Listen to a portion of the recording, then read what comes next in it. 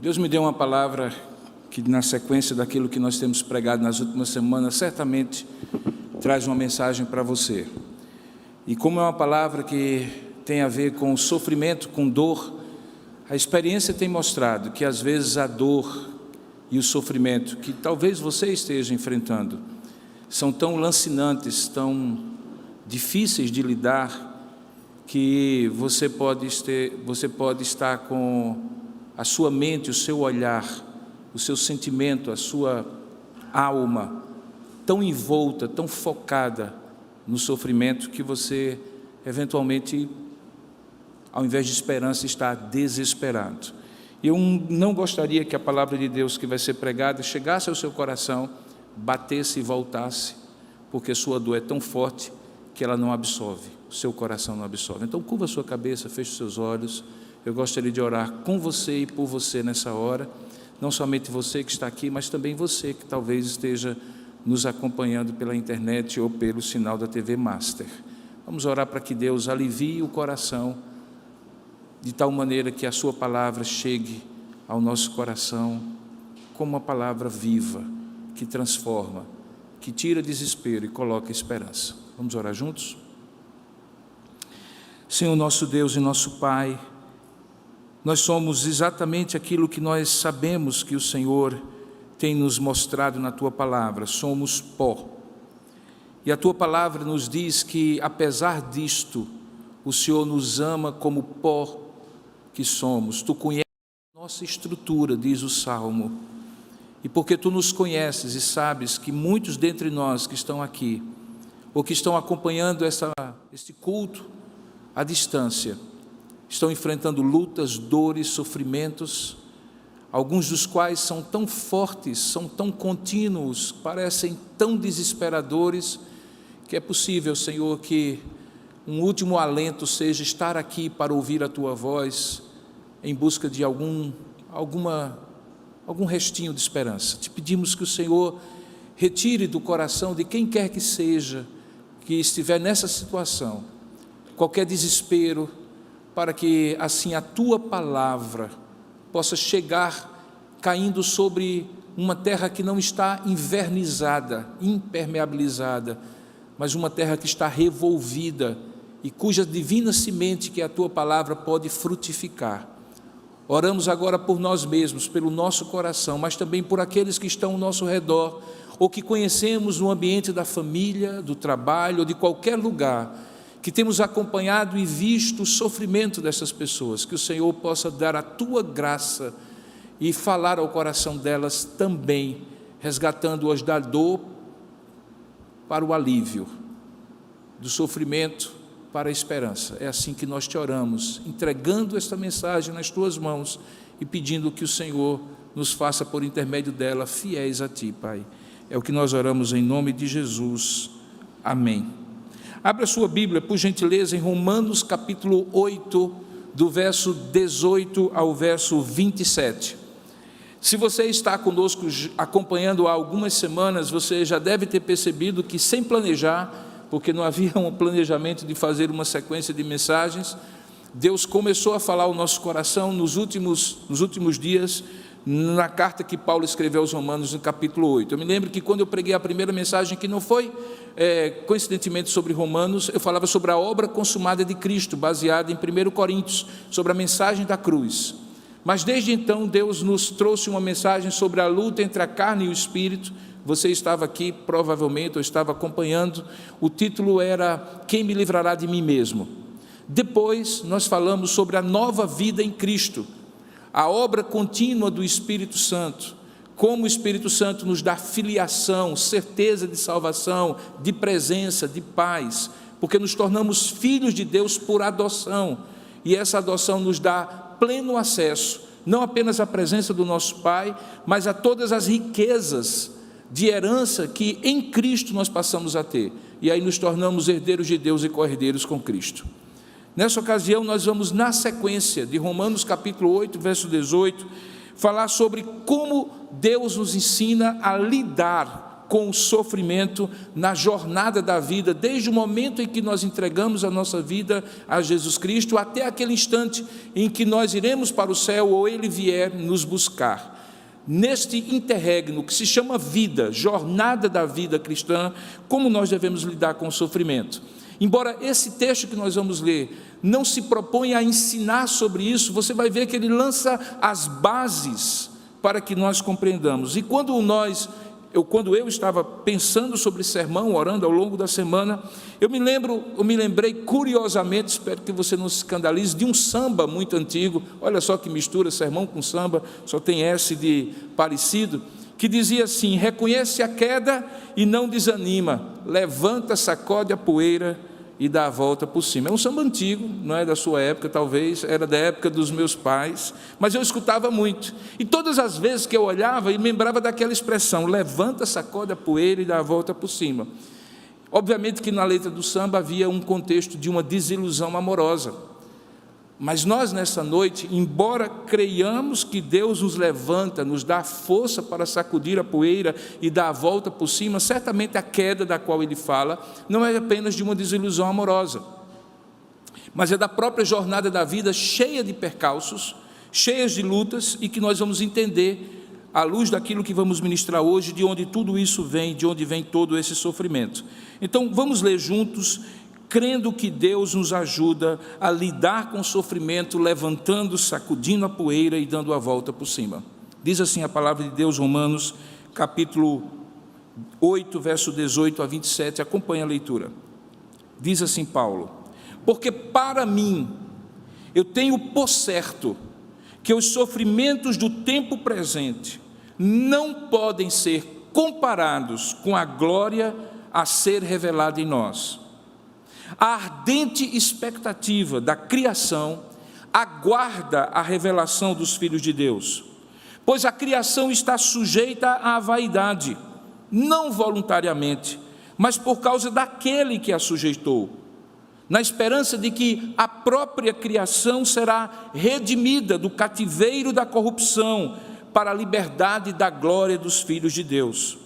Porque sabemos que toda a criação a um só tempo geme e suporta angústias até agora, e não somente ela, mas também nós, que temos as primícias do Espírito, igualmente gememos em nosso íntimo, aguardando a adoção de filhos, a redenção do nosso corpo, porque na esperança nós fomos salvos. Ora, a esperança que se vê não é esperança, pois o que alguém vê, como o espera? Mas se esperamos o que não vemos, com paciência o aguardamos. E também o Espírito, semelhantemente, nos assiste em nossa fraqueza, porque não sabemos orar como convém, mas o mesmo Espírito intercede por nós, sobremaneira, com gemidos inexprimíveis. E aquele que sonda os corações sabe qual é a mente do Espírito, porque segundo a vontade de Deus é que ele intercede pelos santos. Que Deus abençoe a sua palavra lida. Amém. Se você olhar no verso imediatamente anterior ao que nós acabamos de ler, o verso 17, o apóstolo Paulo já tinha nos dado o contexto em que essa passagem que vai ser exposta hoje precisa e deve ser compreendida. No verso 17, Paulo estava concluindo a sua argumentação anterior sobre a obra contínua do Espírito Santo, referindo-se basicamente à adoção dos filhos, ou de filhos que nós recebemos por parte do Pai, por meio de Jesus Cristo, quando ele então diz a seguinte frase, veja o verso 17, se com ele sofremos, também com ele seremos glorificados. Essa frase dá o tema da próxima parte que Paulo vai escrever, que é justamente o que nós acabamos de ler. Paulo vai então agora expor como na nova vida em Cristo, apesar da obra contínua do Espírito Santo, Deus não nos imuniza do sofrimento no presente, mas nos garante a glória do futuro. Essa parte do capítulo 8 que nós acabamos de ler, vem portanto na sequência da obra do Espírito Santo, porque Paulo agora vai tratar de uma outra obra do Espírito Santo.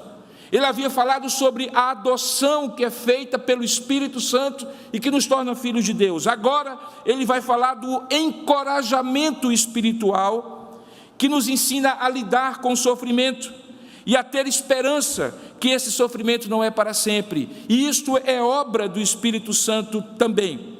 Como sempre, Paulo baseia a sua argumentação em certezas. Veja que ele já começa o verso 18, olha aí na sua Bíblia, dizendo assim: porque para mim eu tenho por certo. É uma outra forma de dizer eu tenho certeza. Perceba que quando ele diz para mim eu tenho certeza, ou porque para mim eu tenho por certo, ele está dizendo a mesma coisa do verso 17, quando ele havia dito: se com ele sofremos, também com ele seremos glorificados. E eu chamo a sua atenção porque nesta frase não diz assim, se com ele sofrermos, no futuro do subjuntivo, ele fala no presente do indicativo, como certeza, se com ele sofremos, é fato, com ele também seremos glorificados.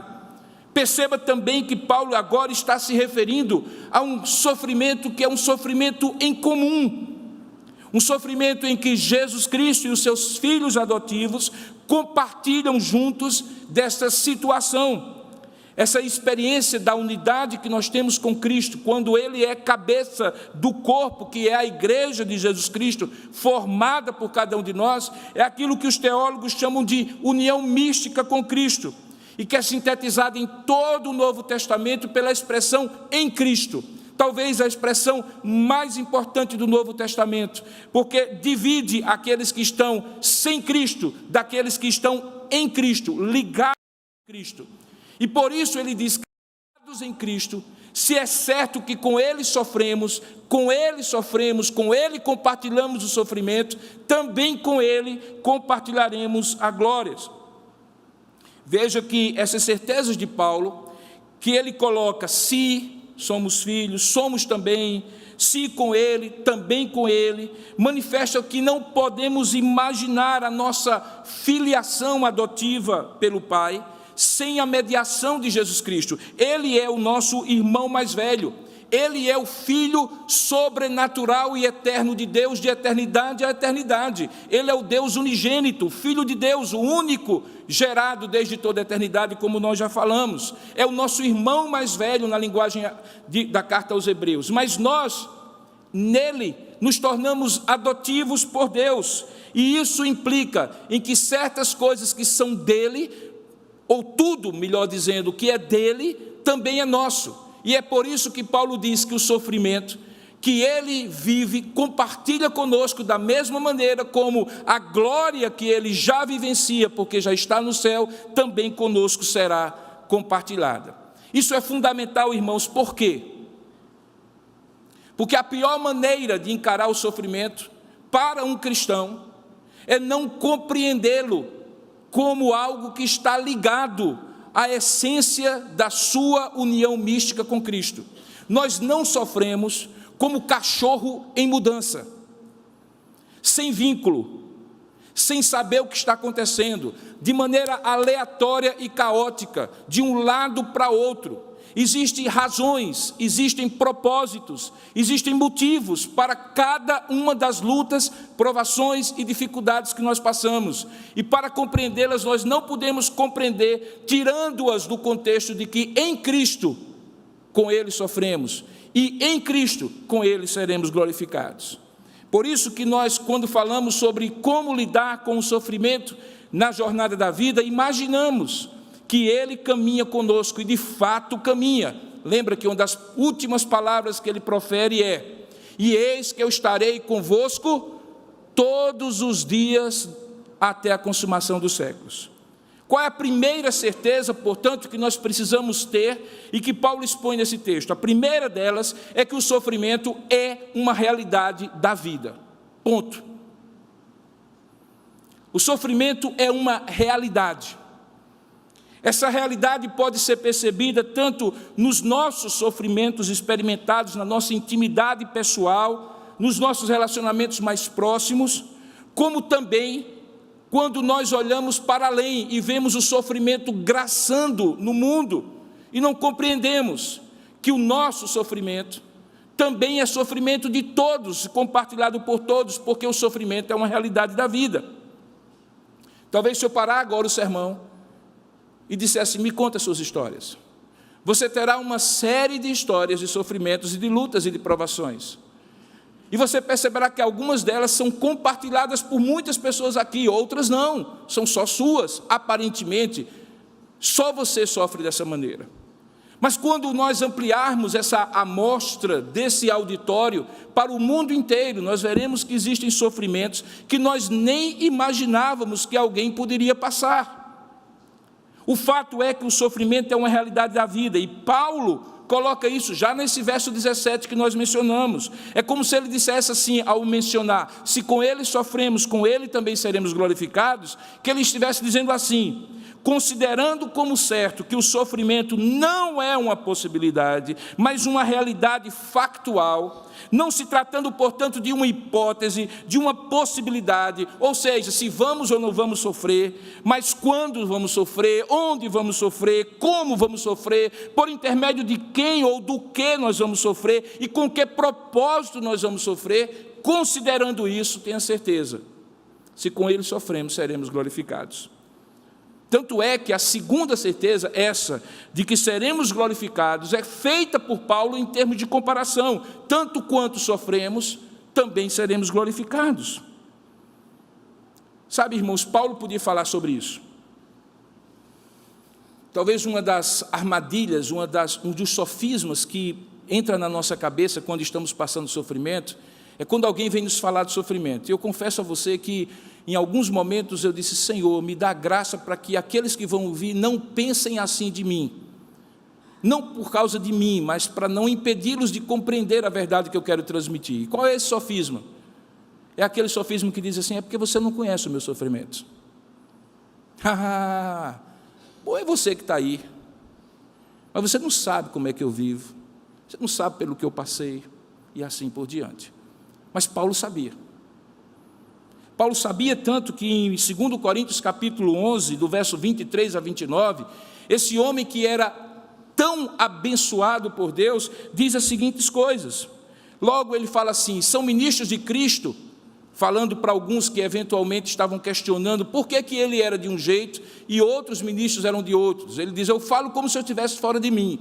Eu ainda mais. E olha a descrição da vida desse homem, se não é a descrição de uma vida em sofrimento. Ele diz assim, em trabalhos? Muito mais em prisões, em açoites, sem medida, em perigos de morte, muitas vezes, 5 vezes, eu recebi dos judeus uma quarentena de açoites, menos um, fui 3 vezes fustigado com varas, 1 vez apedrejado, em naufrágio 3 vezes, me lembro de uma noite e de um dia em que eu passei na voragem do mar, em jornadas, muitas vezes, em perigos de rios, em perigos de salteadores, em perigos entre patrícios, em perigos entre gentios, em perigos na cidade, em perigos no deserto, em perigos no mar, em perigos entre falsos irmãos, em trabalhos e fadigas, em vigílias, muitas vezes. Eu tive fome, eu tive sede, eu passei por jejuns muitas vezes eu tive frio, me senti nu. E mais uma coisa, além de todas essas coisas exteriores que muitos observaram, pesa em mim, dizia o apóstolo Paulo, diariamente, a preocupação com todas as igrejas que eu plantei. Quem delas ou nelas enfraquece que eu também não sinta fraqueza? Quem se escandaliza dentre elas, tropeça na fé, que eu também não me inflame? Paulo sabia o que era sofrer. Tanto é que quando chega em Gálatas capítulo 6, verso 17, ele diz assim, diante de um questionamento que fizeram a ele, olha, quanto a mim, por favor, me deixem em paz, ninguém me moleste, porque eu trago no corpo as marcas de Cristo. Isso era cumprimento de uma profecia, porque quando Paulo foi chamado por Deus no caminho para Damasco, em Atos capítulo 9, ele ficou cego com o fulgor da glória de Deus que apareceu para ele, e Deus falou a um homem chamado Ananias em Damasco, dizendo assim, vai, porque este é para mim um instrumento. E olha, um instrumento para quê? Deus dizendo a Ananias como Paulo seria, um instrumento escolhido, em Atos capítulo 9, verso 15, para levar o meu nome perante os gentios e reis, bem como perante os filhos de Israel. Essa era a parte boa. Mas veja o verso 16: pois eu lhe mostrarei quanto lhe importa sofrer pelo meu nome. Então, queridos, Paulo não era um alienado, poupado pela vida, que se atrevia a falar de sofrimento dentro do seu apartamento climatizado e de sua caminha fofinha. Ele sabia que o sofrimento é uma realidade da vida, inclusive para os cristãos que, como ele, eram seguidores de Cristo, o que acrescentava mais um ingrediente, porque muitos sofriam porque eram cristãos. Então, se você olhar para mim nessa noite e disser assim: pastor, o senhor está falando do que o senhor não conhece, porque o senhor não sabe o casamento que eu vivo, o filho que eu tenho em casa. O senhor não sabe as lutas que eu passo, financeiras, profissionais, de saúde ou de outras lutas. Eu posso dizer, é verdade, pode ser que eu não conheça. Mas quem escreveu o texto que nós estamos expondo, outro conhecia, e conhecia muito bem. Então não caia na falácia de dizer assim: o meu é pior do que todos. O sofrimento é uma realidade da vida que atinge a todos, de uma forma ou de outra. A certeza sobre essa realidade do sofrimento de Paulo também é baseada em todo o conhecimento das histórias que estão contidas no Antigo e no Novo Testamento. Irmãos, se nós fizéssemos um recorte agora em toda a história da salvação e disséssemos assim: vamos ver as histórias de sofrimento, eu garanto a você que teríamos mais histórias de sofrimento na Bíblia do que de histórias de celebração, louvor e quando tudo está dando certo. E eu acho que Deus faz isso de propósito, para que ninguém tenha a ilusão de conhecer a Deus, de que conhecer a Deus e caminhar com Deus é uma imunidade ao sofrimento. Lembra de um livro inteiro que a Bíblia tem, que fala sobre o sofrimento, o livro de Jó? Lembre que Jesus afirmara, na última ceia, olhando para aqueles discípulos, dizendo assim: olha, no mundo, se tem uma coisa certa, é que vocês terão aflições. Ele usa uma palavra, thlipsis, que significa angústias, que é um só dos tipos de sofrimento que enfrentamos. Quando muitas vezes, sem saber porquê, temos aquele sentimento de vazio e de inadequação, uma angústia, que é uma péssima companhia, mas de certa maneira nos desestabiliza de tal maneira que nos faz pensar: eu não estou aguentando mais, a quem eu posso recorrer? Quando ele mesmo envia os seus discípulos, em Mateus capítulo 10, ele não envia seus discípulos dizendo assim: vocês vão para um playground. Ele diz assim: eis que eu vos envio, verso 16, como ovelhas para o meio de lobos. Sede, portanto, prudentes como as serpentes e simples como as pombas. E olha só que tipo de prevenção ele dizia: e acautelai-vos dos homens. Olha só, porque vos entregarão aos tribunais, vos açoitarão nas suas sinagogas, por minha causa sereis levados à presença de governadores e de reis, para lhes servir de testemunho a eles e aos gentios. Esse era o briefing da missão que ele dava aos seus discípulos, e que incluía sofrimento. Quando alguns disseram: Senhor, eu quero te seguir para sempre, ele disse em Lucas capítulo 9, verso 23, olha, se alguém quer vir após mim, saiba de uma coisa: negue-se a si mesmo, tome cada dia a sua cruz e siga-me.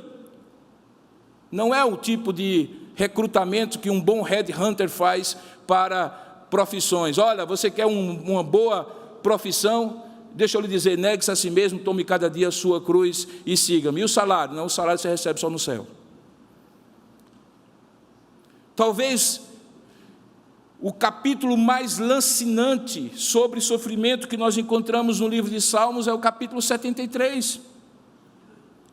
Quando o salmista reconhece que, quando olhava para os ricos e poderosos que aparentemente não sofriam, os seus pés quase se resvalaram e pouco faltou para que eles se desviassem. E o texto diz: porque ele invejava os arrogantes ao ver a prosperidade dos perversos.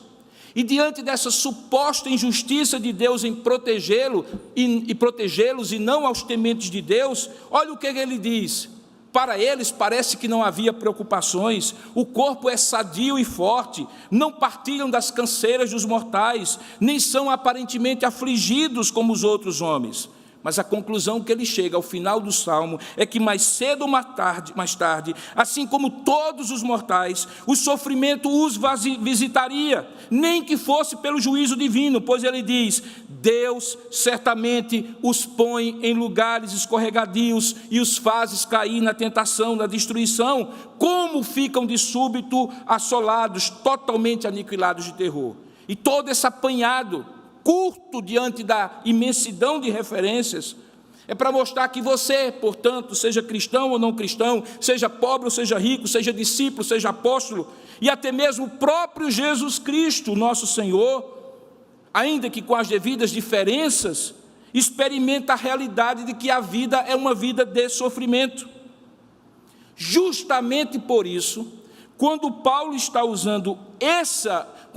expondo esse texto, ele propositadamente usa uma palavra genérica para sofrimento, como eu estou usando nessa mensagem.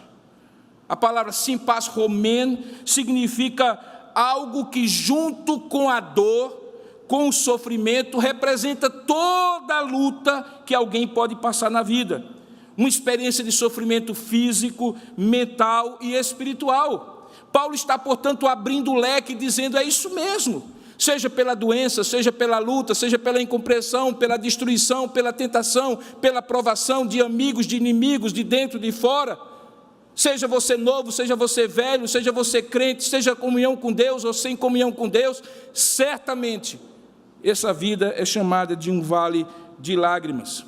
Essa mesma palavra, o evangelista Lucas usa no capítulo 22, verso 15, quando na última ceia Jesus diz assim: eu tenho desejado ansiosamente comer convosco esta Páscoa antes do meu sofrimento. Aqui a palavra que ele usa é paten, que vem da palavra patos, que significa patologia, doença, razão porque, inclusive, do ponto de vista bíblico, aquela paixão desmesurada por alguma coisa, às vezes é doentia. E daí porque também você compreende como aquela última semana de Cristo ficou conhecida na história como a paixão de Cristo, ou seja, o sofrimento de Cristo. É claro que no caso de Cristo havia um aspecto diferente. Ele não sofreu nesse aspecto como eu e você sofremos. Ele sofreu para que nós possamos ter esperança da glória. Porque ele sofreu de maneira redentiva, vicária. Ele sofreu a dor que nós deveríamos sofrer. Mas quando nós olhamos de um modo geral, o sofrimento como realidade de vida, nós só podemos chegar a uma conclusão, irmãos, é que ela é uma realidade. Negá-la é uma alienação. Esquecer que ela existe é uma alienação. Bem-vindo. A vida é uma vida de sofrimentos. Como eu costumo dizer, a vida é bela, mas não é fácil. Isso me faz lembrar uma música de Djavan, hoje eu estou meio poético, que diz assim: só eu sei as esquinas porque passei, só eu sei. Sabe lá o que é não ter e ter que dar, ou ter que ter para dar. Sabe lá, só eu sei. Os desertos que atravessei, só eu sei. Sabe lá o que é morrer de sede em frente ao mar, sabe lá, e quem será nos arredores do amor que vai saber se guiar? A nave em breve ao vento vaga de leve atrás, toda a paz que um dia o desejo levou, só eu sei, as esquinas porque passei, só eu sei, só eu sei. Só você sabe. Mas você não passa sozinho. Há outras esquinas que outros tantos que estão ao seu redor também passam, e são esquinas agudas. Por isso eu quero lhe dizer, para começar, não se iluda, não entre num processo de autocomiseração, de achar que o seu sofrimento é único, é singular e mais terrível do que o de todos os outros. Eu não quero subestimar o seu sofrimento, sinceramente, eu não quero. Eu acompanho as minhas ovelhas na medida do que eu posso, e eu sei que algumas estão nesse momento, passando sofrimentos, que se fossem compartilhados com todos, muitos aqui seriam tomados pela compaixão. Há poucos minutos, Eu estava para começar o culto quando uma ovelha, chorando, entrou no meu gabinete e disse: pastor, eu tenho que ir para casa, porque meu filho me disse há pouco que vai se jogar de cima do edifício e vai acabar com a vida dele agora. E talvez seja uma das mulheres mais dedicadas dessa igreja. Eu orei com ela e ela foi para casa. E eu estou aqui em oração, pedindo que Deus sustente aquele jovem, enquanto eu tenho oportunidade de conversar com ele. 2 semanas inteiras, ela tentando fazer com que ele viesse conversar comigo para trazer uma palavra de consolação. E ele resistindo, até que hoje, pela primeira vez, ele disse: eu vou conversar com o pastor. Depois que havia dito que se jogaria de cima do edifício. Talvez se eu abrir agora e disser assim: conta o seu sofrimento, histórias como essa e piores do que essa, pularão aqui no nosso lugar. Mas saiba, sem querer subestimar o seu sofrimento, possivelmente há situações que mesmo quando nos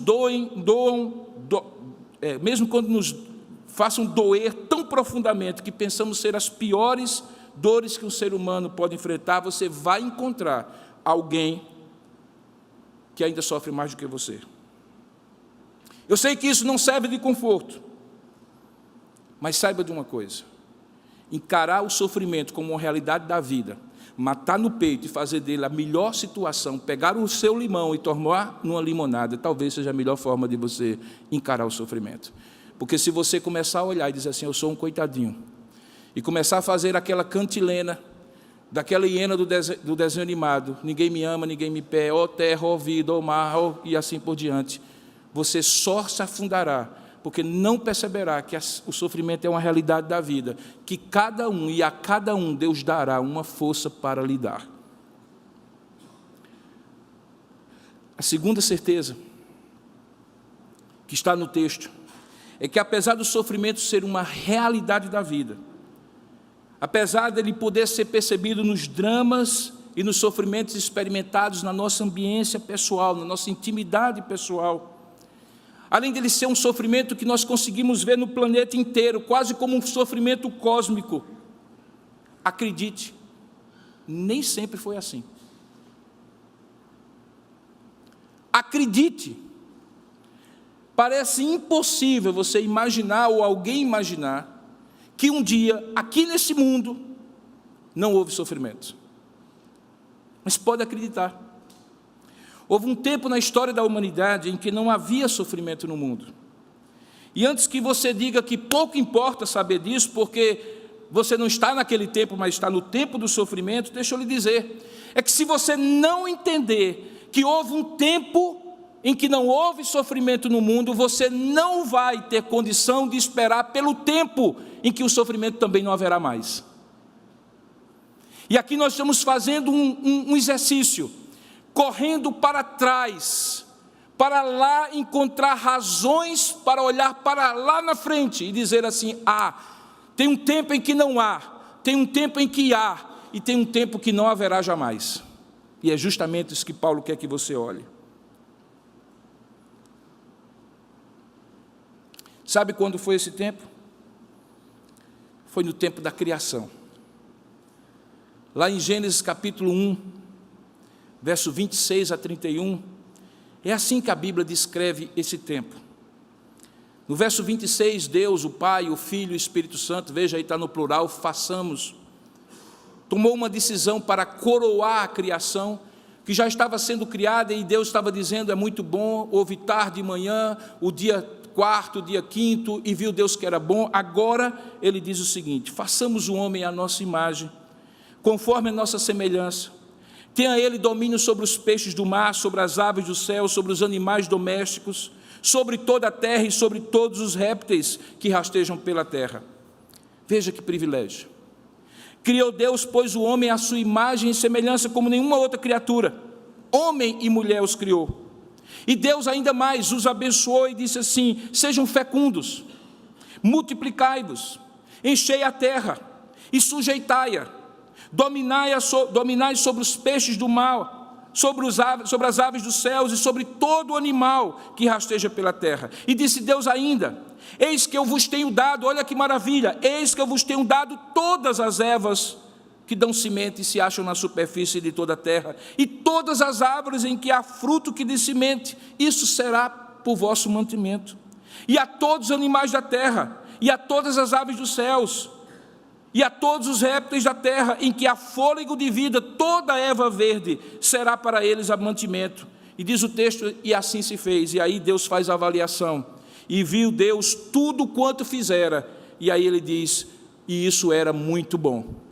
A expressão hebraica tov meod significa uma espécie de superlativo. Deus olhou e disse assim: arrasei, agora foi demais, foi excelente, foi ótimo, foi mais do que bom. Nesse tempo não havia sofrimento. Na narrativa complementar de Gênesis capítulo 2, a partir do verso 15, diz mais assim: tomou, pois, o Senhor Deus ao homem e o colocou no jardim do Éden, para o cultivar e o guardar. E disse: olha, vocês podem comer de toda a árvore, comer livremente. Mais à frente, ele completa a sua criação, dando ao homem o maior de todos os presentes, uma companheira, para com ela formar uma família. Acredite, houve uma época que não havia problema na família. Quando Deus criou, ele diz assim, no verso 18 do capítulo 2, não é bom que o homem esteja só, eu lhe farei um complemento, uma auxiliadora, alguém que encaixe como côncavo no convexo e que lhe seja idônea. Então o Senhor fez cair pesado sono sobre o homem, este adormeceu. Ele tomou de dentro dele uma das suas costelas, fechou o lugar com carne, e a costela que o Senhor Deus tomara do homem, transformou-a numa mulher. Como eu gosto de dizer, naquela hora, depois de acordar, Adão olhou para Eva e disse assim: Eva, você é a mulher da minha vida. Obviamente só tinha ela, mas ele disse isso em outras palavras. Ele disse assim: esta afinal é osso dos meus ossos, carne da minha carne, me conhece, me completa, veio de mim. Chama-se-á varoa, porquanto do varão foi tomado. E aí ele diz: por isso, de tão bom que é, a partir de agora deixará o homem pai e mãe. E quem que gosta de sair de casa, né? Só quando está o inferno lá, mas quando não está, nessa família que era perfeita, quem haveria de gostar de sair? Mas ele diz, vai ser tão melhor depois que você vai deixar pai e mãe, se unir à sua mulher e se tornar uma só carne.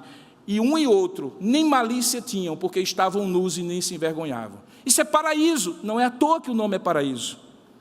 Portanto, acredite, um dia o ser humano foi bom, habitou num mundo maravilhoso, e sem sofrimento, a ponto do sábio Salomão, em Eclesiastes capítulo 7, verso 29, dizer assim: eis o que tão somente achei. Eu achei que Deus fez o homem reto, mas foi ele que se meteu em muitas astúcias. É por isso que o Salmo 8 diz assim: quando eu contemplo os teus céus, numa música de louvor, obra dos teus dedos, a lua e as estrelas que estabeleceste, que é o homem que dele te lembres? E o filho do homem que o visites? Fizeste-o, no entanto, diz o texto, o homem por um pouco, só um pouquinho, menor do que Deus, de glória e de honra o coroaste, deste-lhe domínio sobre as obras de suas mãos, e sobre os seus pés tudo lhe puseste, ovelhas, bois, todos, também os animais do campo, as aves do céu, os peixes do mar, e tudo que percorre as sendas dos mares. Ó Senhor, Senhor nosso, quão magnífico em toda a terra é o teu nome. Houve um tempo em que não havia sofrimento. Eu chamo isso o fato da criação, e eu não consigo entender sofrimento hoje, se eu não compreender que um dia sofrimento não houve. E por que é importante que eu prove primeiro isso para você? Porque todas as alternativas e opções que lhe são oferecidas hoje, para você entender o sofrimento que você passa, que desprezem isso, são falsas. Eu vou dizer algumas. Alguns que dizem que o sofrimento tem a ver com um karma que você tem que pagar. E, portanto, você deve reencarnar tantas vezes quantas forem necessárias. Porque quanto mais você sofre, mais puro você fica. Ninguém explica porque precisa continuar sofrendo, se está ficando melhor. Se estivesse ficando pior, mas mesmo melhorando, você continua sofrendo. Ninguém explica, portanto, que quando alguém diz dessa forma, está desprezando que Cristo já pagou todos esses pecados, e eu não preciso pagar, porque ao homem está ordenado morrer uma só vez, e depois disso o juízo. Mas essa ideia é muito atraente. Sabe por quê? Porque coloca na sua boquinha um açúcar que é doce, mas é tão maléfico quanto o açúcar para diabético, que é dar a você um pouquinho do senso de controle, aquele falso senso de controle de que se eu fizer caridade, então eu melhoro. E aí a salvação se torna uma armadilha para você. Quanto mais você faz, pensando em melhorar, infelizmente mais a vida, porque na vida o sofrimento é uma realidade, lhe dá pancada, e quanto mais lhe dá pancada, mais resignado você se torna, e mais tentativa você faz de melhorar, e nesse ciclo vicioso, você tira toda a possibilidade do Cordeiro de Deus que tira o pecado do mundo, resolver essa situação. Veja, se eu não crer que no coração havia sofrimento, então eu vou acreditar que o sofrimento é uma coisa que desde sempre existiu e desde sempre acontecerá, porque não há esperança, nunca houve, não haverá também. O segundo ensino errôneo que você precisa, e por isso crer que Deus teve um momento que não tinha sofrimento no universo para você corrigir, é aquela ideia de achar que foi Deus que criou o sofrimento. Veja que a primeira diz que a responsabilidade é sua, porque o sofrimento é eterno. Mas a segunda é que foi Deus que criou o sofrimento. É uma ideia maniqueísta em que Deus cria o bem e cria o mal, que Deus bate e assopra. Muitos deles interpretam errado o livro de Isaías, capítulo 45, verso 17, quando Deus diz assim: eu formo a luz e crio as trevas, faço a paz e crio o mal, eu, o Senhor, faço todas essas coisas. E por que interpretam errado? Porque não conseguem compreender que aquele contexto ali do livro de Isaías, capítulo 45, era um contexto completamente diferente, não estava falando do mal, do sofrimento como princípio, mas daquela situação que o povo de Deus iria passar, quando Deus traz como um instrumento de juízo sobre eles, um pagão chamado Ciro, rei da Pérsia. E aí ele diz: sou eu que estou fazendo isso, e aí por isso que ele diz: eu crio o mal. Sabe por que Deus não pode ter criado o sofrimento? Porque Deus é bom.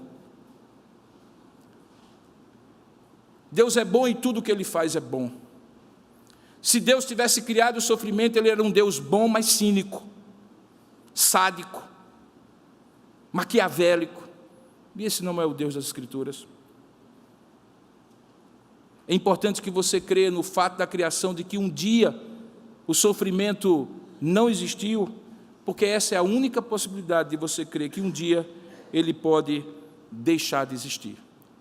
Mas aí, você deve estar se perguntando: espera aí, se houve um tempo em que não houve, e hoje há, o que foi que aconteceu? E aí você precisa aprender um segundo fato, que é o fato da queda. Lembra o que Salomão diz em Eclesiastes? Deus criou o homem reto, mas ele se meteu em muitas astúcias. A história você conhece. Logo depois do texto que eu li, no capítulo 3 de Gênesis, esse homem resolve querer ser igual a Deus. E aí, quando ele come da única árvore, que era a árvore do conhecimento do bem e do mal, que ele não podia comer, de maneira egoísta, orgulhosa, soberba, ambiciosa, ele entra em rota de colisão com o Criador, e ali ele cai. É impossível, queridos irmãos, entender o sofrimento sem a criação, mas também é impossível entender o sofrimento sem a queda.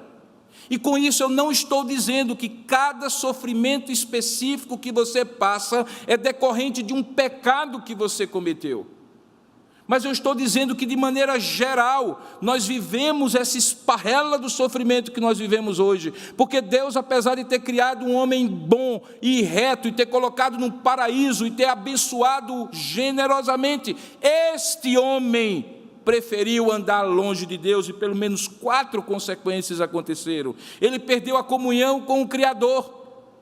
E todas as vezes que um galho, eu falei isso anteriormente, é cortado de uma árvore, a seiva da vida que passa do tronco da árvore, que vem das raízes da árvore e que chega até mesmo ao galho mais longe, é perdida. O homem, e se você ler a história, começa com algum tipo de vício no sentido de vida, de vitalidade, mas na hora em que ele é quebrado, o galho começa a secar. Acontece no capítulo 3 a queda, no capítulo 4, os 2 filhos de Adão e Eva se matam de inveja, e um deles assassina o irmão. No capítulo 6, Deus tem que desfazer tudo e manda o dilúvio. Pouco tempo depois, por quê? Porque o galho já estava seco a ponto de ir para o fogo. Primeira consequência daquela queda é que de onde poderia haver vida, cortado não vem mais, e o homem seca. Quando ele seca em relação ao Criador e se separa, esse é o significado da morte, que Deus prevenira: não comam, porque se comerdes, certamente morrereis.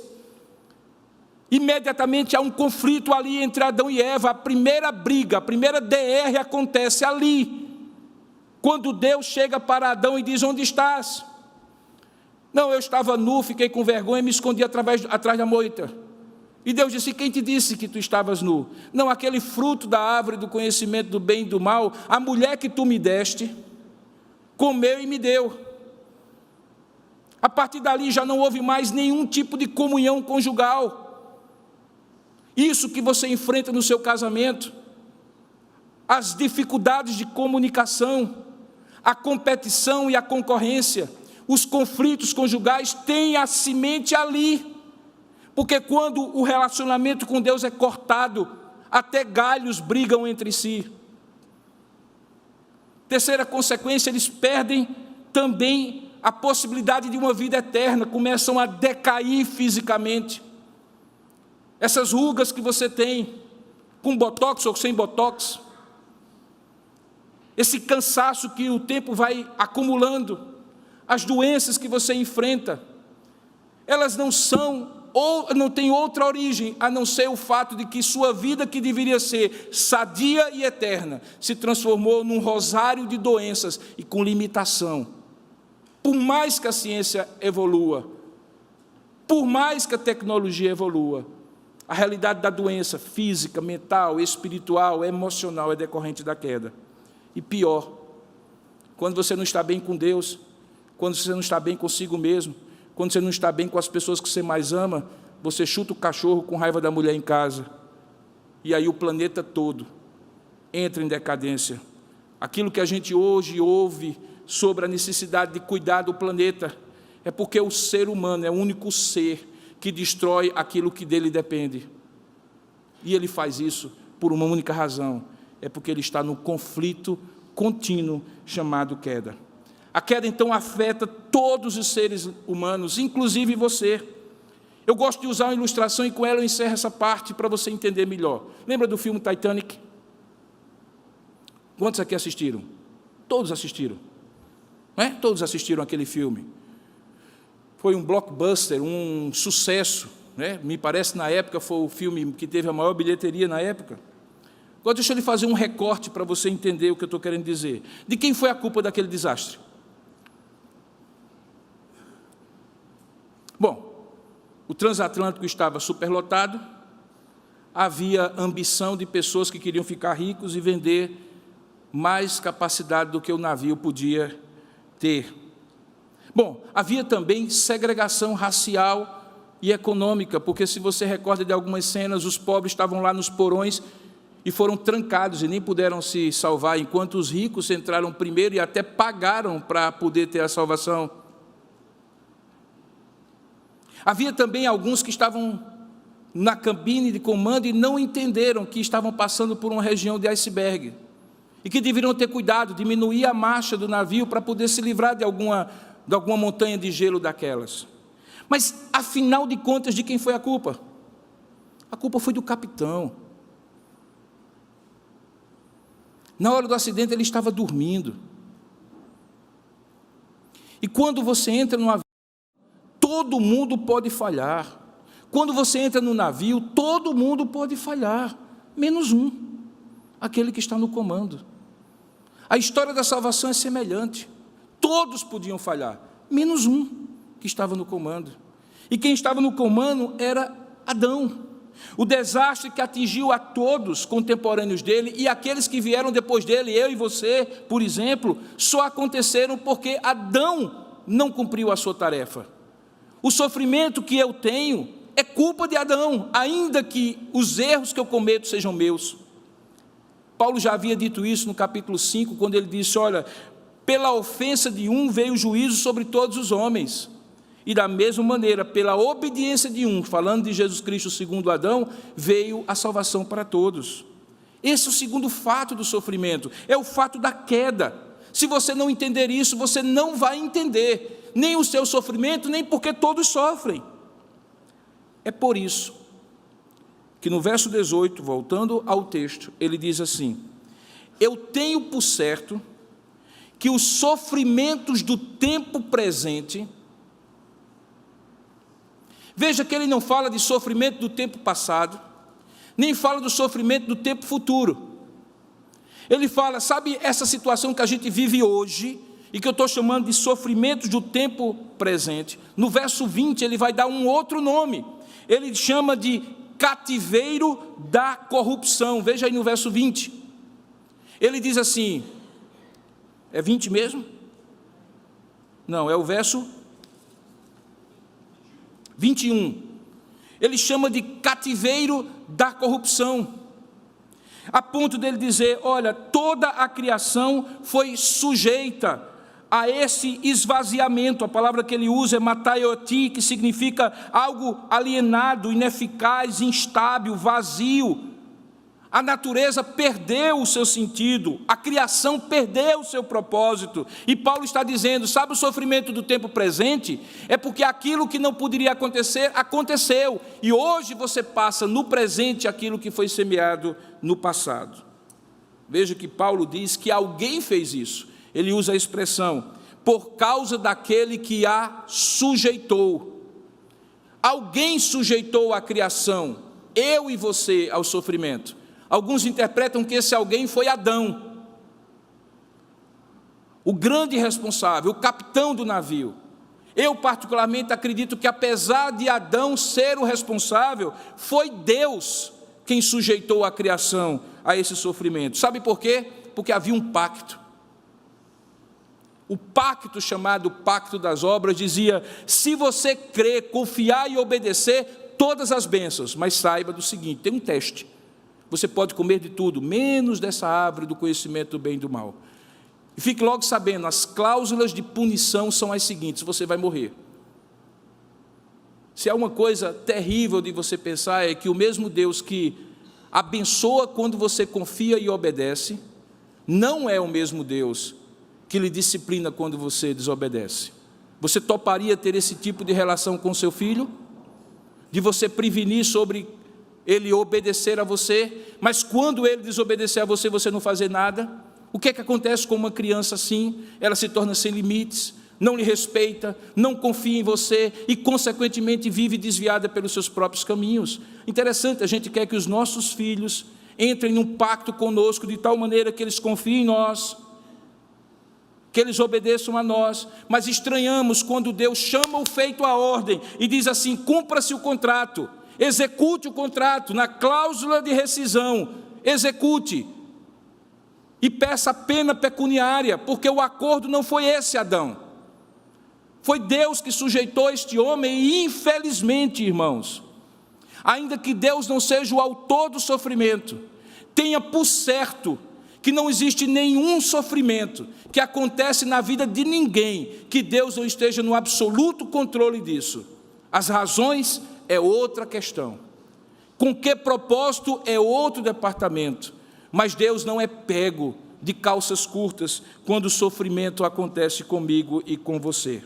Eu sei que parece muito contraditório crer que Deus é bom e ao mesmo tempo que Ele pune com o sofrimento a humanidade que cai, mas isso acontece conosco. Veja, por exemplo, um exemplo que eu vou lhe dar agora. É interessante como nós olhamos assim, dizemos assim, vamos cuidar do planeta, porque senão nossos filhos e os netos e as próximas gerações sofrerão. Nós só falamos isso, irmãos, por uma razão, é porque nós acreditamos que aquilo que nós fazemos tem consequências para nós e para os que vêm depois da gente.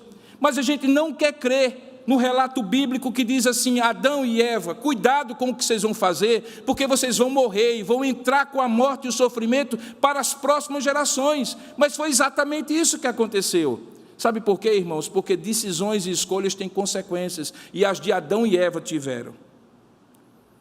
Mas eis que eu quero dizer para você um pouco de esperança, porque até agora eu simplesmente descasquei o seu coração de falsas e supostas esperanças de como você deve lidar com o sofrimento.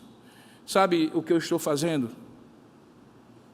Eu estou fazendo assim: você tem uma ferida, essa ferida está putrefata, cheia de sujeira, está doendo, é verdade, é terrível essa dor, mas se eu for um bom cirurgião, a primeira coisa que eu tenho que fazer é limpar a sua ferida.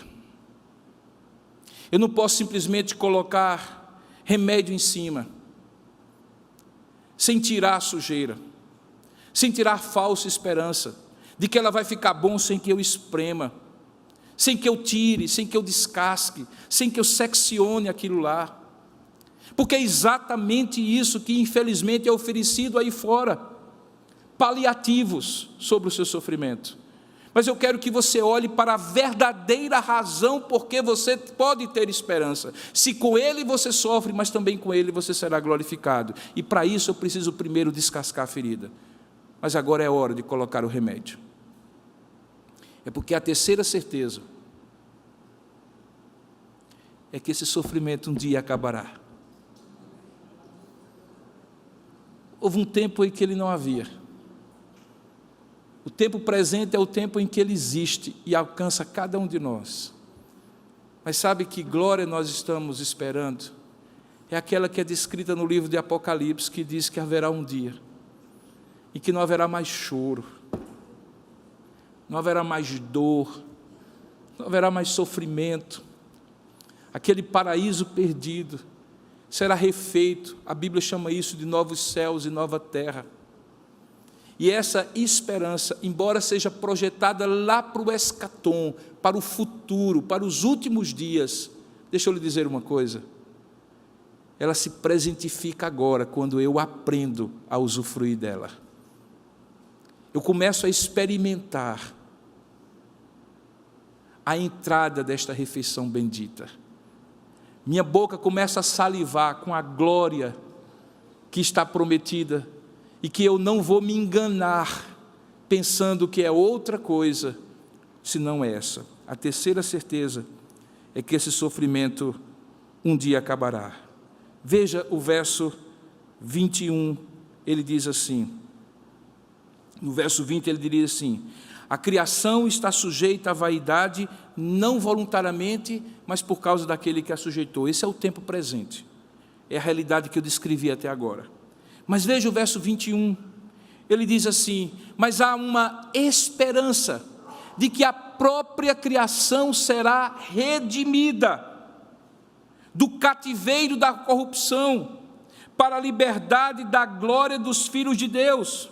Na mesma direção, no verso 22, ele diz assim: sabemos, olha a certeza, sabemos que toda a criação, a um só tempo, geme e suporta angústias até agora. Mas veja que logo depois ele diz que há um outro gemido, e esse outro gemido que está no nosso íntimo, é aquele dia em que nós iremos plenamente gozar da redenção do nosso corpo.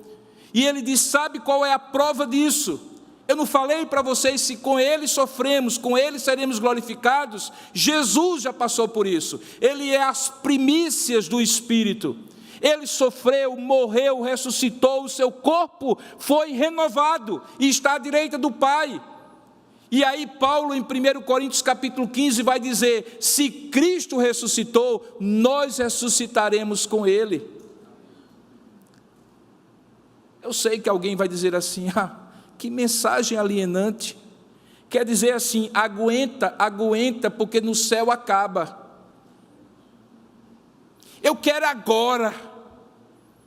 Eu quero nesse momento. E eu quero dizer, nesse momento, qualquer alento de sofrimento é primícia, é avant-première, é sessão inaugural. que Deus dá a alguns como nós, para experimentar um pouquinho, mas deixa eu lhe dizer, nunca aqui na terra será céu. Porque Deus sabe que se fosse, nós não anelaríamos o céu. Razão porque então a terceira certeza que esse dia, haverá um dia em que o sofrimento acabará, é colocado por Paulo no sentido de primícias. E o que são primícias? É uma expressão que é retirada do contexto agrícola, que significa os primeiros frutos de uma colheita, que você já pode experimentar se aquela safra vai ser boa ou não, se o milho é bom ou não, se o trigo é bom ou não. Na primeira saca você já diz, deu muito, multiplicou, é de boa qualidade, não tem bicho. E você então diz, imagine quando eu colher tudo. Sabe quem faz isso no seu coração? Diz o texto, veja aí, primícias do Espírito. É quando a luta está grande aqui, o Espírito sussurra no seu ouvido, aguenta, porque eu estou contigo, o melhor ainda está por vir, o meu conforto está contigo, você pode perder tudo, mas não me perderá, porque eu fui posto no seu coração, para sustentar a sua vida, até aquele dia em que tudo será consumado, e a glória haverá de ser revelada. Sabe, irmãos, Paulo está dizendo que essa realidade é feita pelo Espírito Santo que está em nós. Mas até lá o que acontece? Até lá acontece o que aconteceu hoje à tarde, ou talvez esteja acontecendo com a nossa irmã Raíssa, que está tendo criança agora, se já não teve, por 9 meses. Toda mãe aqui sabe. Você já tem a alegria de um filho gerado, mas sofre, né? A Bíblia diz que nós gememos, e o texto lá refere-se ao sofrimento de uma mãe que está para dar à luz. O que Paulo está dizendo é que esse tempo é um tempo de gravidez, que se aproxima o parto, e que você tem sentimentos ambíguos.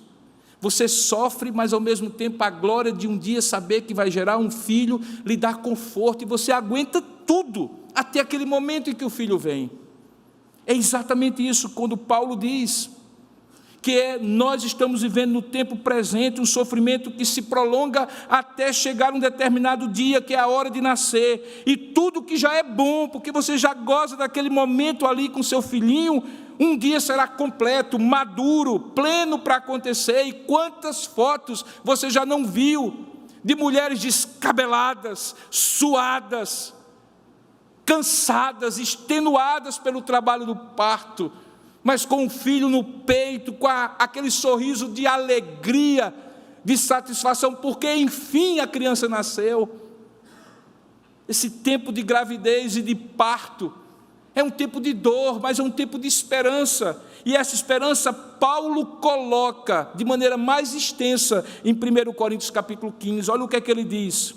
Primeiramente ele diz assim no verso 19: se a nossa esperança em Cristo, ouça isso, se a nossa esperança em Cristo se limita apenas a esta vida, nós somos os mais infelizes do mundo, de todos os homens. Mas de fato Cristo ressuscitou dentre os mortos, sendo Ele as primícias dos que dormem, visto que a morte veio por um homem, também por um homem veio a ressurreição dos mortos. Porque assim como em Adão todos morrem, assim também todos serão vivificados em Cristo, cada um, porém, na sua ordem. Cristo já veio primeiro, Ele é as primícias. Depois os que são de Cristo na sua vinda, e então virá o fim, quando Ele entregar o reino ao Deus e Pai, quando houver destruído todo o principado, bem como toda potestade e poder, porque convém que Ele reine até que haja posto os inimigos todos debaixo dos seus pés, e o último inimigo a ser destruído é a morte. E aí ele conclui no verso 42, pois assim também é a ressurreição dos mortos. Semeia-se o corpo na corrupção, ressuscita na incorrupção.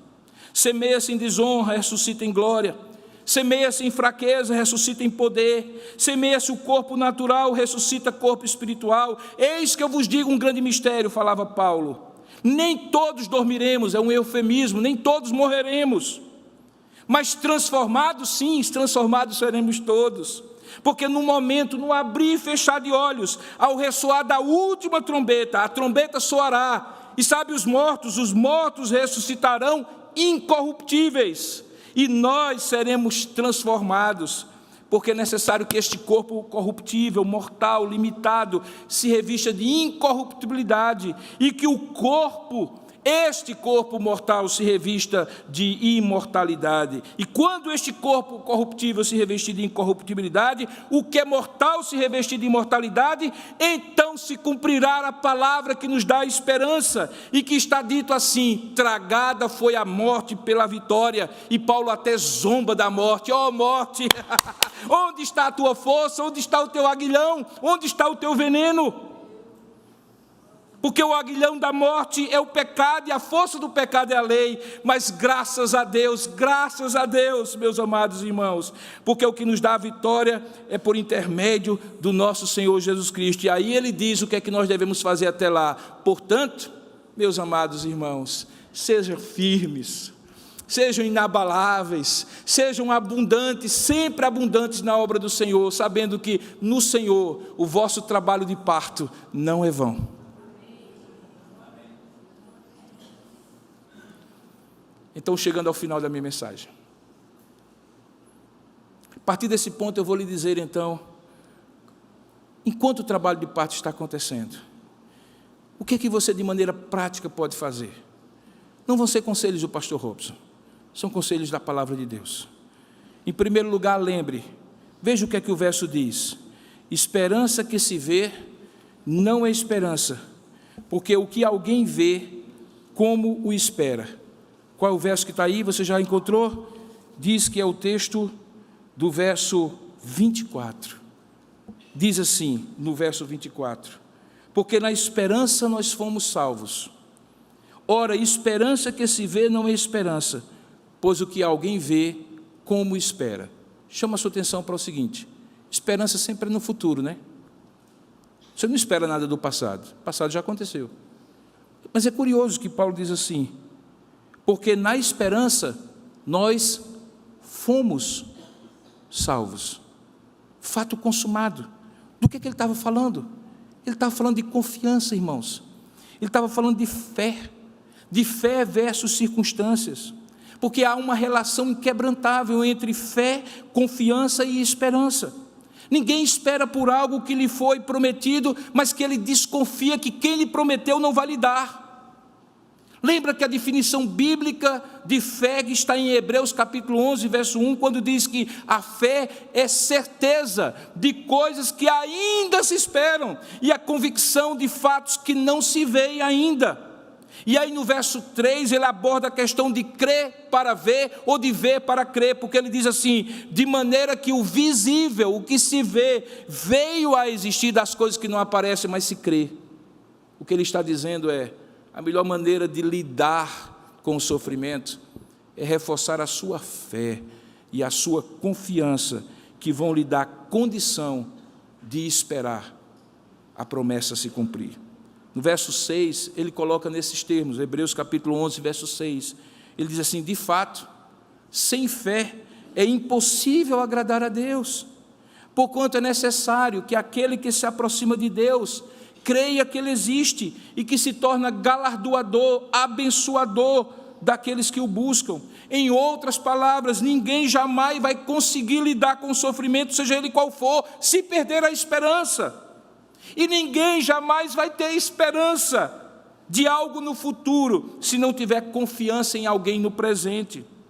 Eu costumo dizer que esperança é como uma liga, uma borracha. Aqui, quando ela está solta, ela é fé, no presente, e eu vou esticando,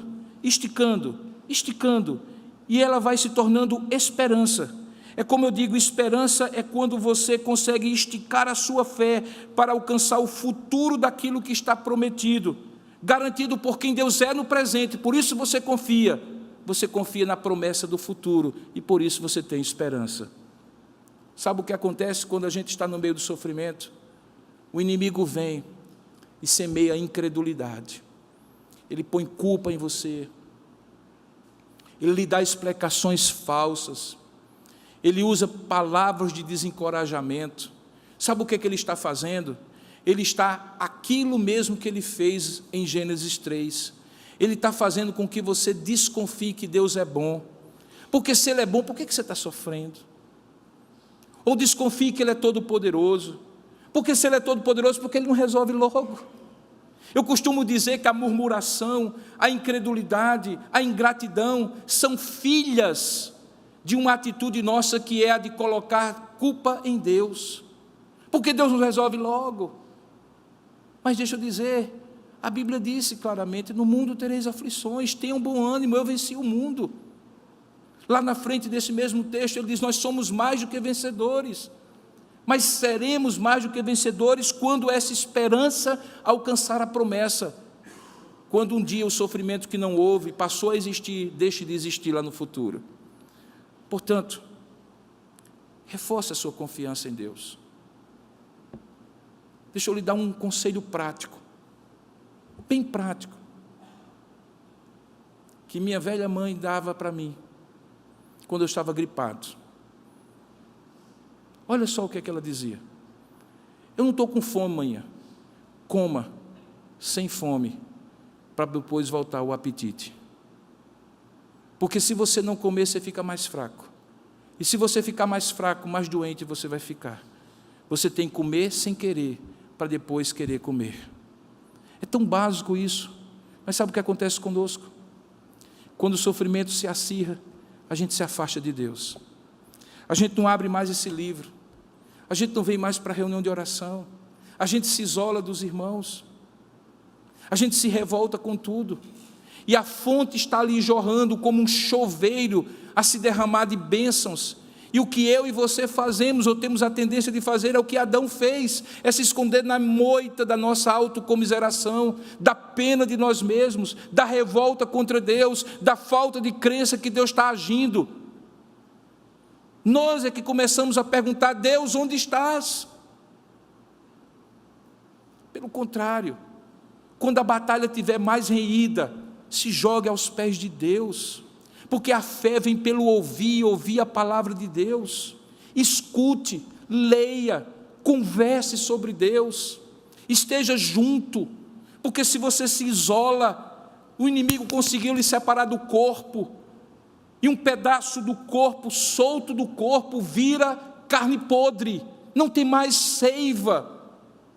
Quando nós, pastores, dizemos, vem à igreja, não é porque eu quero encher esse lugar, é porque eu sei que aqui você vai ouvir o que você não está ouvindo agora, se você estiver diante da televisão assistindo o Faustão, desculpe. Que você não estará ouvindo se estiver diante de um jogo do Campeonato Brasileiro. Que você não está ouvindo se estiver num barzinho, especialmente nesse verão que vem por aí. Que você não estará ouvindo se estiver ouvindo qualquer outra fonte. Porque se eu quero assistir um cinema, um filme, eu vou ao cinema. Se eu quero comer uma boa comida, eu vou ao restaurante. Se eu quero ser alimentado pela palavra, num ambiente que me encoraja a fé, para onde eu devo ir, meu irmão? Mas o que acontece conosco? Nós nos isolamos e o inimigo consegue romper. E ao romper você se enfraquece na fé. E sem fé não há esperança. E sem esperança não há condição de você lidar com o sofrimento. Eu aguento toda a fila e espero com paciência toda a fila, com exceção de uma. É quando lá na frente eu vejo que ela não está andando porque não tem ninguém atendendo. Você já experimentou uma fila única, com vários caixas no banco, e a fila está andando? Ela pode ter 50, 60 pessoas, você sabe que ela está andando. Você sabe que tem gente atendendo. Vai demorar, mas vai ter solução. Agora, se tiver 4 pessoas na sua frente, e você olhar no guichê e não tiver ninguém lhe atendendo, o que é que vai acontecer? Você diz assim, eu não vou esperar. Eu não vou esperar. É inglória essa espera, eu não tenho paciência para isso. Eu perco a esperança, eu perco a confiança. É isso que o inimigo quer fazer com você. Reforce a sua fé. Tem alguém no guichê. Tem alguém no controle. Tem alguém que antes criou um mundo bom para um povo que foi criado reto. Esse povo abandonou os caminhos do Senhor, mas você que agora em Cristo é nova criatura, pode ter certeza e esperança de que Ele vai fazer com você o que fez no início, novo céu e nova terra. No verso 25 ele tem uma outra dica. Ele diz assim, que havendo confiança e portanto esperança, haverá aquilo que eu estou falando, paciência. E aqui eu gostaria de chamar a sua atenção para essa palavra bonita, quando ele diz assim, mas se esperamos, verso 25, o que não vemos, com paciência o aguardamos. O que é paciência? Essa palavra que é usada 32 vezes no Novo Testamento. Paulo gosta muito dela, algumas vezes ela é traduzida em português por paciência ou perseverança. E o que ela significa? Significa suportar o sofrimento, sempre com o sentido de uma capacidade ou de uma fortaleza interior de suportar provações ou estresse. Eu gosto muito das palavras atual, chama-se resiliência. Você enverga, mas não quebra. Você fica firme no temporal. Você tem paciência, não como uma acomodação, mas como uma fé viva que diz assim, daqui não saio, daqui ninguém me tira, eu estou firmado nas promessas do meu Senhor. Isso sustenta a sua fé. O que Paulo teve para passar por tudo aquilo foi paciência, perseverança. O que Jó teve para passar por tudo aquilo foi paciência e esperança. Ele não cruzou os braços e ficou dizendo, e aí Deus vai demorar muito? Não! Ele avivou a sua fé e por isso ele teve capacidade resiliente de suportar todas as coisas. Olha que coisa maravilhosa quando Paulo, em Romanos capítulo 5, verso 1, ele diz, justificados, pois, mediante a fé, o que é que nós temos? Isso está falando de você. Você tem paz com Deus por meio do nosso Senhor Jesus Cristo. Além de paz, você tem acesso pela fé a Deus. Você era inimigo de Deus, mas agora pode chegar até Ele, por intermédio de quem obtivemos igualmente acesso pela fé. E nesta graça nós estamos firmes.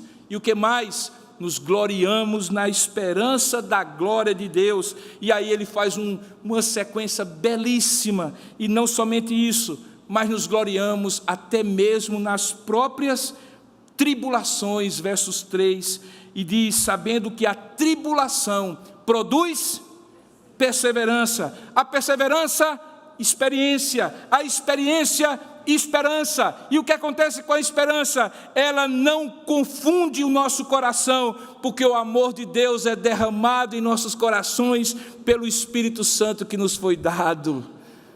O Espírito Santo chega e diz assim, segura aí mais um pouquinho, está chegando. Sustente a sua fé, console-se na minha palavra, segura aí que eu estou contigo. Talvez uma das coisas mais gloriosas que o Espírito Santo faz hoje, é aquilo que ele descreve, portanto, no versículo 26 e 27, olha só que coisa maravilhosa, ele diz assim, também o Espírito, semelhantemente, nos assiste na nossa fraqueza. Ele não assiste a nossa fraqueza. Ele nos assiste na nossa fraqueza. Você consegue entender? As pessoas podem assistir a sua fraqueza, porque elas nem sabem como resolver, não têm poder de solucionar. O Espírito Santo não. Ele dá suporte, ele sustenta. Ele diz assim, é verdade, no mundo vocês vão ter aflições, mas a morte já foi vencida, eu venci o mundo. E por que isso? Porque nós não sabemos nem orar como convém. O sofrimento tem uma capacidade de confundir a nossa cabeça, a nossa capacidade de analisar, de decidir, de escolher. Quantas vezes eu visitei pessoas, quantas vezes eu atendi no gabinete, e a pessoa disse, pastor, eu não sei o que fazer, eu não sei mais o que fazer, eu já tentei isso, não deu certo, tentei aquilo outro, não deu certo, eu já orei, eu já jejuei, eu já fiz isso, já fiz aquilo, eu não sei o que fazer. O sofrimento tem essa capacidade de corroer, mas Deus diz, olha, o Espírito Santo, semelhantemente nos assiste em nossa fraqueza, porque mesmo que nós não saibamos orar como convém, Ele ora Ele intercede por nós de uma maneira absolutamente diferente. Veja aí no verso 26 ainda, ele diz assim: o mesmo Espírito intercede por nós sobremaneira. E Paulo não sabia nem dizer, ele disse com gemidos que são inexprimíveis. Gemidos inexprimíveis. Quando Jesus estava encarnado aqui, ele era o Consolador. Ele era o ponto de encorajamento. Quando ele foi assunto aos céus, antes de ir, ele disse assim: olha, eu não vou deixar vocês órfãos. Na casa do meu pai há muitas moradas, eu estou indo preparar lugar para vocês. E quando tiver preparado, eu voltarei. Está lá em João capítulo 14. Credes em Deus, crede também em mim. Na casa do meu pai há muitas moradas. Eu estou indo para preparar lugar. E quando eu preparar, eu voltarei e levarei vocês. Mas enquanto isso, eu vou deixar o outro Consolador. E hoje, irmãos, nós temos algo maravilhoso. Nós temos um Consolador que não caminha ao nosso lado, porque a promessa de Jesus é: e eis que Ele estará em vós e convosco.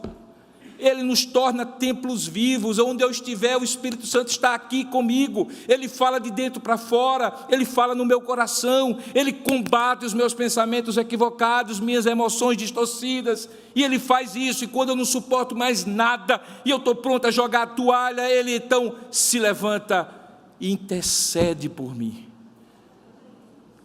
E mais, o outro Consolador que foi, faz a mesma coisa à direita do Pai, porque Ele é o Consolador que intercede por nós à direita do Pai. E aí ele diz: sabe o que você não sabe? No verso 27, aquele que sonda os corações, sabe qual é a mente do Espírito, porque segundo a vontade de Deus é que Ele intercede pelos santos. Quantas orações eu já fiz e Deus disse: não era essa a oração que você tinha que fazer. Mas o Espírito Santo sabe qual é a oração que precisa fazer. O que o apóstolo Paulo afirma sobre essa obra consoladora é que Ele nos assiste em nossas fraquezas. Ele, diante dessa nossa fraqueza, impotência, fragilidade, vulnerabilidade, Ele intercede por nós. E essa intercessão é qualificada, é extraordinária. Ele sonda os nossos corações. Ele tem a mente de Deus, Ele sabe qual é a vontade de Deus, Ele sabe o que vai acontecer, porque Deus decretou, e Ele pode dizer: está perto, segura mais um pouco, não vai ser nessa direção, vai ser naquela outra, e você então começa a ser guiado pelo Espírito Santo. Recentemente eu estava no aeroporto, e sabe aquelas filas únicas para passar no raio-x? Só tinha 2 daquelas funcionando, estava lotado. E eu olhei assim. Eu nunca chego com antecipação no aeroporto, porque não tenho tempo para ter esse luxo de ficar no aeroporto, não. Chega às vezes em cima da hora. E eu olhei e disse: eu vou perder o voo, dessa vez eu perco. Aí Deus trouxe uma bendita consoladora, que puxou aquela fitazinha e disse assim: a partir daqui, nessa fila, sabe de onde era a partir daqui? De mim.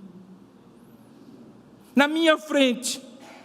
E eu entrei naquele guichê e olhei para aquela multidão de gente. Eu disse: Senhor, só foi o Senhor mesmo. Deus às vezes puxa a fitinha e diz: é por aqui.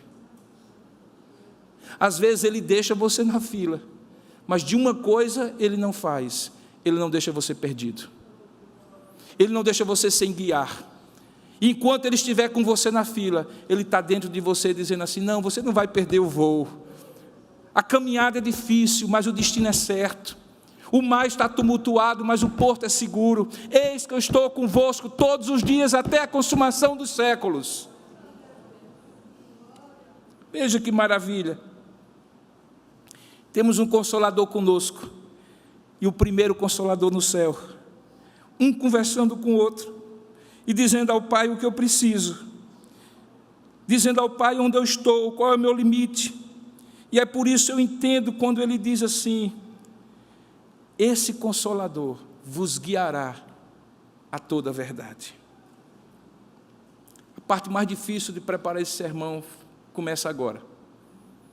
Porque como é que você termina um sermão sobre o sofrimento, se para muitos de vocês o sofrimento está ali fora? Um problema de saúde, um desafio na família, que está lhe esperando ali fora. Hoje pela manhã terminei o culto, uma senhora que começou a frequentar a igreja agora, chegou para mim e disse: pastor, antes da aula, dá para eu falar com o senhor? Às vezes eu consigo dizer assim, pode ser depois, porque o tempo é curto, eu tenho que começar logo, e às vezes eu estou com a cabeça focada naquilo. Mas ela olhou assim para olhar para mim, o Espírito falou no meu coração e disse: pastor, eu preciso que o senhor ore por mim. Eu vou sair daqui agora, e vou ao encontro de minha filha, que eu criei nos caminhos do Senhor, mas que se tornou uma filha viciada em crack, que teve um filho de um relacionamento na rua, que também é viciado em crack. Eu sei que vai ser uma bênção a aula que o Senhor vai me dar, eu sei que eu vou sair daqui firme na fé, mas pastor, quando eu voltar para casa,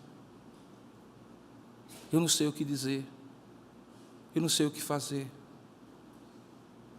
Como terminar um sofrimento se talvez ele esteja aí ao seu lado? É o casamento aos frangalhos? É a doença que está dentro de você? Como terminar um sofrimento, ou como terminar um sermão sobre o sofrimento, se amanhã você tem conta para pagar, mas não tem dinheiro na conta?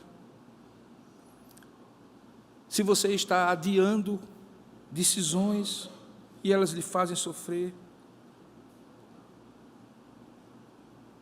O sofrimento não acaba até aquele dia em que Deus o acabar.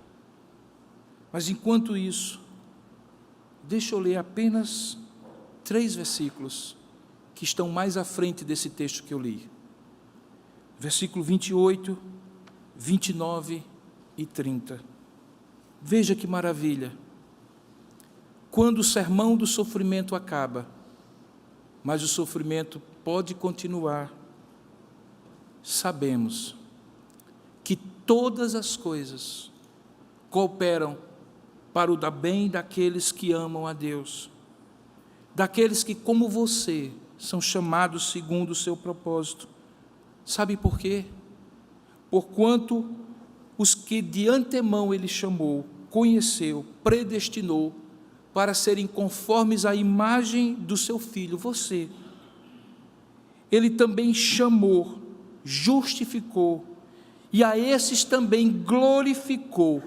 Tudo isso já no passado, porque Deus já fez isso, embora no presente você ainda não experimentou tudo o que Deus fez por você. E por isso eu lhe digo, nem Deus está morto, nem Deus está insensível, nem Deus está indiferente. Deus está agindo, quer você veja, quer você não veja, quer você receba aqui e agora, ou depois, e até mesmo lá no céu. Deus está no controle, Ele está cumprindo todo um propósito, que começou quando lhe escolheu na eternidade, quando lhe apresentou Jesus, quando lhe deu o Espírito Santo para habitar em você, e quando um dia consumará tudo na sua vida. Ele conheceu você e lhe amou antes mesmo de você existir. Ele lhe predestinou para você ter a imagem de Deus quando o mundo era bom e o homem era bom no seu coração. Ele lhe fez um filho adotivo semelhante a seu irmão mais velho, Jesus Cristo. Por isso Ele chamou daquela voz quando pela primeira vez você entendeu o Evangelho, foi tocado pelo amor de Deus, movido em sua vontade para confiar na sua vida nas mãos dEle para a salvação da sua alma. Por isso Ele já na eternidade, já lhe glorificou, e já consumou, e já completou a obra em sua vida. Ela está a caminho, ainda que você esteja na jornada sofrida da vida, para chegar no porto mais do que seguro. Se está doendo, chore, porque você não é de ferro, mas se console na dependência de Deus Todo-Poderoso, e continue confiando, porque jamais Ele deixará sozinho, para lidar sozinho com o sofrimento. Você crê nisso? Então vamos colocar isso diante de Deus. Fique de pé por um instante. Eu não vou e não quero orar prometendo que o seu sofrimento acabará depois dessa oração. Pode ser que acabe. Eu não sei. Eu confio que Deus pode fazer. Eu confio que Deus faz o que você não faz, o que homem nenhum faz, o que ninguém poderia fazer. Mas eu confio também que Deus vai segurar na sua mão enquanto Ele não fizer. E é disso que eu estou falando nessa oração. Eu quero que você imagine que você está dizendo assim: Deus, está aqui, é isso que me faz sofrer, e é isso que eu quero agora tirar das minhas mãos e colocar nas tuas. Está aqui, Senhor, está pesado demais para eu carregar, eu não sei o que fazer, mas nas tuas mãos eu sei que o Senhor dará a melhor forma de agir. Se você gostaria de confiar, encorajado pela palavra que você ouviu, a Deus aquilo que lhe faz sofrer, confiando que seja agora ou depois, Ele vai resolver, porque Ele é Deus bom, maravilhoso, que lhe trouxe aqui, lhe trouxe a Ele, lhe deu o Espírito Santo para habitar e encorajar a sua vida. Eu gostaria que você nessa hora fizesse isso, fizesse essa oração. Curva a sua cabeça por um instante. Você que também está participando à distância, coloque sua vida também, onde você estiver. Eu não sei o que é, eu não quero dizer pare de sofrer, porque não depende de você. Eu quero dizer a você, porém, que Deus, pelo seu Espírito, habita em você, e lhe encoraja com paciência a suportar qualquer sofrimento, enquanto Ele não resolve. Mas eu quero instigar agora sua confiança em dizer: Senhor, livra-me, resolve, cura, soluciona, vai e faça. Faça isso agora. Coloque isso diante do Senhor. Nós vamos orar juntos diante do Pai agora, dizendo assim: Senhor Deus, Pai do nosso Senhor Jesus Cristo, Criador de todas as coisas, Senhor, que nos fizeste a tua imagem e semelhança, que não nos criaste para sofrer, mas certamente usas o sofrimento para nos recriar, porque por intermédio dele cessa todo orgulho, toda soberba, toda altivez, toda autossuficiência, que nós herdamos do nosso pai Adão, da nossa mãe Eva, desde aquele momento que se rebelaram contra ti e resolveram caminhar sozinhos longe de ti. Senhor, tu que nos fizeste, Pai, a tua imagem e semelhança, que nos deste a oportunidade de saber disso, porque alguém falou deste evangelho para nós, nos compartilhou esta boa nova, sem a qual o sofrimento seria insuportável, desesperador, como muitos hoje passam, e preferem dar cabo da própria vida por não suportarem o que sofrem. Ó Deus, tu nos trouxeste aqui nesta noite para ouvir esta palavra. Só tu conheces, ó Pai, os caminhos do coração de cada uma dessas pessoas que está me ouvindo, me vendo agora, Pai. Só tu. Há sofrimentos indescritíveis, ocultos, contidos, secretos, e outros que estão tão doídos que ficaram escancarados aos olhos de todos. Tenha misericórdia, Senhor.